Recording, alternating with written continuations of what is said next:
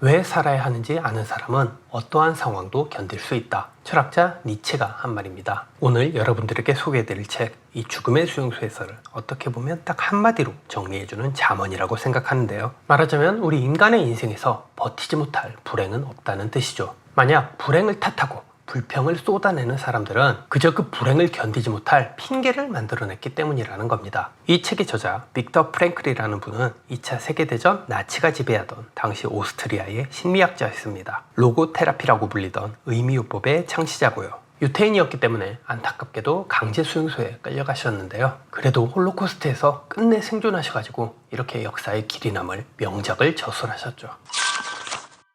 이 책은 단순히 아우슈비츠 체험담으로만 유명한 게 아니라 심리학이라는 학문에 영감을 준 책으로도 의미가 있습니다. 특히 우리 인간의 인지기제로서 프레이밍이라는 개념을 착안하는데 큰 역할을 했죠. 이 프레이밍이라는 말은 프레임하기라고도 할 수 있겠죠. 프레임이라는 건 말하자면 우리가 세상을 인지하는 틀 또는 주변 환경을 인식하는 자신만의 창이라고 할 수 있을 텐데요. 결국 프레이밍, 즉 프레임한다는 뜻은 세상과 환경을 자신만의 인지 방식, 인식 기준으로 수용한다는 거겠죠. 아마 출간된 지는 10년도 넘었을 텐데요. 서울대 최인철 교수님의 책 프레임을 보면 이 개념이 굉장히 잘 설명되어 있습니다. 이 책의 저자 빅터 프랭클의 로고테라피라는 것도 따지고 보면 환자의 이 프레이밍을 도와주는 심리치료법입니다. 환자 자신의 인생을 부정적으로 바라보게 하기보단 긍정적인 방향으로 바라볼 수 있게 유도해 주는 거죠.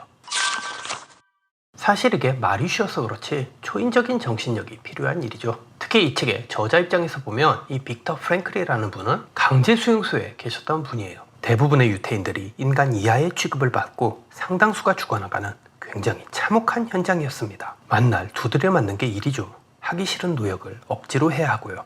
그 와중에 또 언제 죽을지 모르는 공포감을 매일 느끼며 살아야 합니다. 한마디로 인간으로서 존엄성을 지키며 살 수 있는 모든 조건을 완전히 박탈당한 채 사는 겁니다. 이 책 안에서도 자주 나오는 표현인데요. 사람이 이렇게 극단적으로 비관적인 상황에 자주 노출되면 사람이 무감각해진다고 합니다. 아프고 다치고 죽고 이런 사람들을 매일 곁에서 지켜보고 살면 오히려 충격을 받는 일도 거의 없어지고 그냥 늘상 의례 겪는 일이니까 무덤덤해진다고 해요. 보통의 인간성, 평범한 인간성을 완전히 상실해버리는 거죠. 수용소 안에서 누가 죽으면 그 사람이 남긴 것들 중에서 쓸만한 것을 먼저 가지려고 서로 다투기도 하고요. 주변 사람을 모함하거나 음해하는 일도 심심찮게 일어난다고 합니다.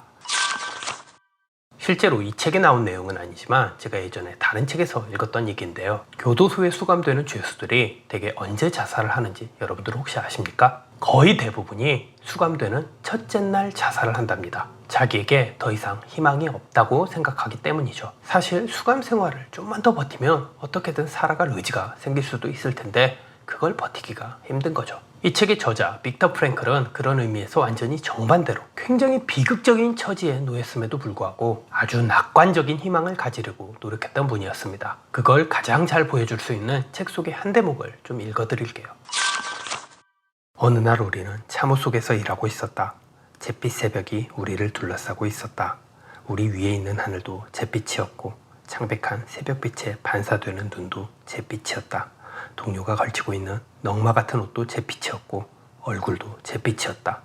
나는 또다시 아내와 침묵의 대화를 나누고 있었다. 아니 어쩌면 당시 나는 내 고통에 대한 그리고 내가 서서히 죽어가야 하는 상황에 대한 정당한 이유를 찾으려고 애쓰고 있었는지도 모른다. 곧 닥쳐올 절망적인 죽음에 대해 마지막으로 격렬하게 항의하고 있는 동안 나는 내 영혼이 사방을 뒤덮고 있는 음울한 빛을 뚫고 나오는 것을 느꼈다.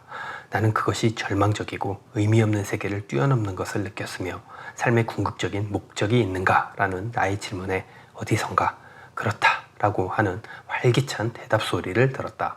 바로 그 순간 수평선 저 멀리에 그림처럼 서있던 농가에 불이 들어왔다.